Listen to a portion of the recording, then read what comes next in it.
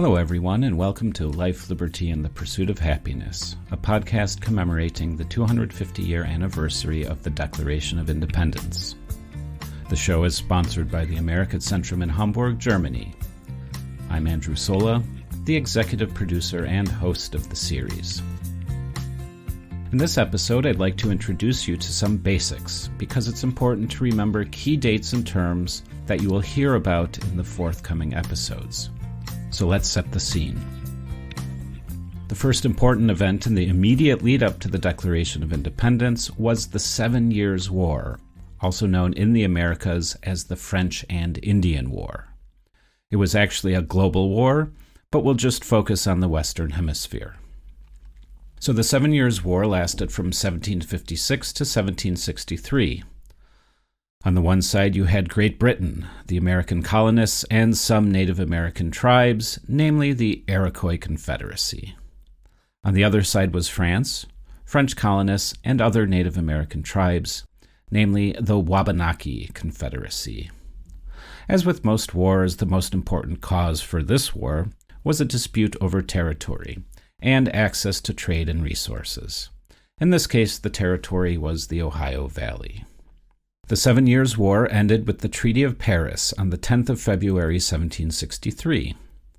The treaty stipulated that Britain would receive all of France's territories in continental North America east of the Mississippi, also Canada.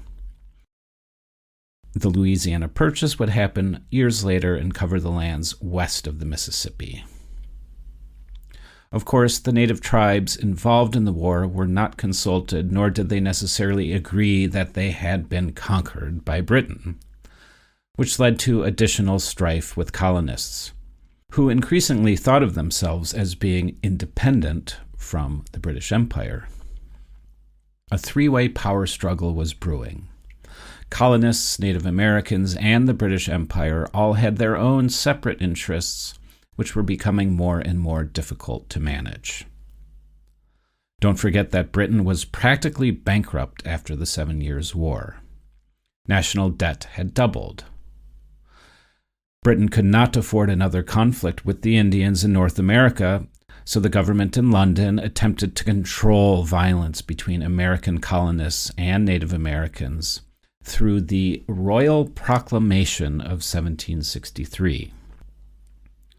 The Proclamation of 1763 set the boundaries for Indian territory west of the crest of the Appalachian Mountains.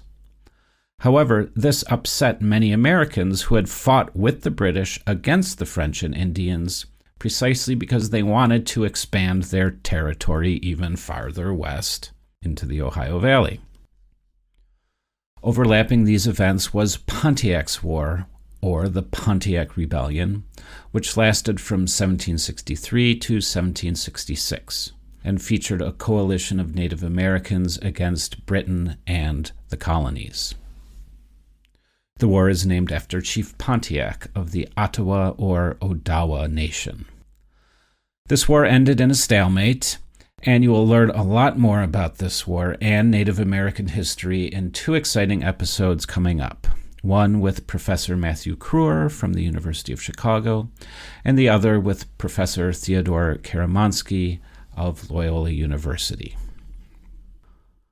I think it's fair to say that the next years in American history were defined by increasing violence between American colonists and native tribes. Some of this violence culminated in 1774 with Dunmore's War, which featured the colonial militia of Virginia fighting against the Shawnee and Mingo tribes. As I said, the 1760s and 1770s were characterized by violence between Native Americans and colonists. Simultaneously, there was increasing strife between American colonists and the British government. The colonists were not happy with decisions by King George that limited expansion westward. They were also unhappy with the taxes that the British government levied against them to pay for the 7 Years' War. One of those taxes was the Stamp Act, which was a tax on all printed material in the colonies, from contracts to newspapers. It effectively raised the cost of doing business on everyone in the colonies. More on the Stamp Act in an episode with Professor Stephen Pincus from the University of Chicago. As the British government continued to turn the screw on the colonies, the colonists, of course, became more agitated. The Stamp Act was followed by the Townshend Acts, which further burdened the colonies financially. These acts led colonists to protest even more, and the protests culminated in the Boston Massacre in 1770 and then the Boston Tea Party in 1773. Of course, the British government responded with even more laws regulating the colonies, which became known as the Intolerable Acts. The Intolerable Acts led to the formation of the First Continental Congress in 1774. And by convening a Congress not authorized by King George, you might say the revolution had begun. Of course, the British had to crush the rebellion, and they started with the peskiest rebels in Boston. On the night of 18 April 1775, Paul Revere set out on his famous night ride to warn the Sons of Liberty and the Minutemen of the British advance. The next day, 19 April 1775, the first battles took place between the British Army and colonial forces. These, the famous battles of Lexington and Concord. The Second Continental Congress was convened just weeks later on the 10th of May, 1775, in order to coordinate the war effort. However, total war was still not inevitable, and Congress made one last attempt to make peace with Britain, the so-called Olive Branch Petition of July 1775. However, this petition failed, and an all-out war for independence commenced.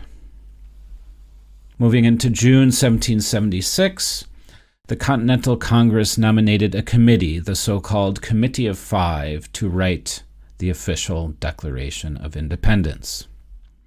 The committee included Benjamin Franklin, John Adams, Robert Livingston, Roger Sherman, and, of course, Thomas Jefferson, the primary author. You will learn more about Thomas Jefferson in the next episode, featuring a fantastic historian from the U.S. Military Academy at West Point, Professor Robert McDonald.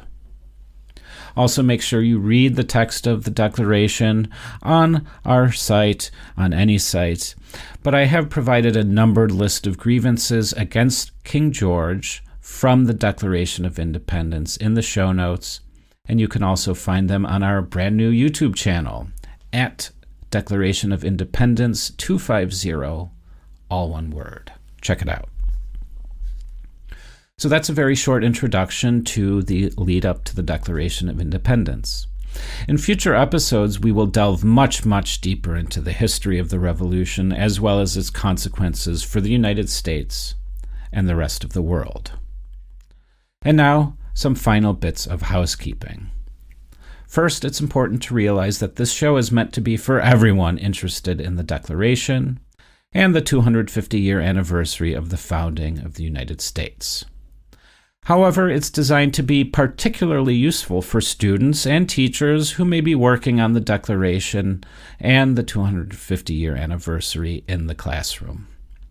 Therefore, you will always see in the show notes of each episode additional information, such as timelines, key terms, and links to further resources. Also, you will see a numbered list of the 27 grievances against King George, which we refer back to quite a bit. Second, we have created a YouTube channel, which is called at Declaration of Independence 250. It's all one word. Please subscribe to the channel so you can get automatic updates when new episodes are released, and also you can post your questions and comments. Third, the America Centrum is a nonpartisan, non-for-profit organization devoted to increasing transatlantic understanding. We provide high-quality information to you for free as a public service. However, we do rely on your support to keep our programming going. So if you would like to support us, go to our website, americacentrum.de, where you can learn more about us. And the easiest way you can help is by recommending the show to your friends and colleagues, and by following the show with your podcast provider or on YouTube. Please give us a 5-star rating and write a comment to let us know what you think. Once again, I'd like to thank the institutions who support the show, namely the Americat Centrum, the Association of German American Institutes, the Federal Foreign Office of Germany, and the City of Hamburg. Thank you so much. Lastly, to lead you out, here is the full musical suite of this podcast series, composed and performed by Wouter Verholst of the Soundery in Old Amsterdam. Enjoy the show.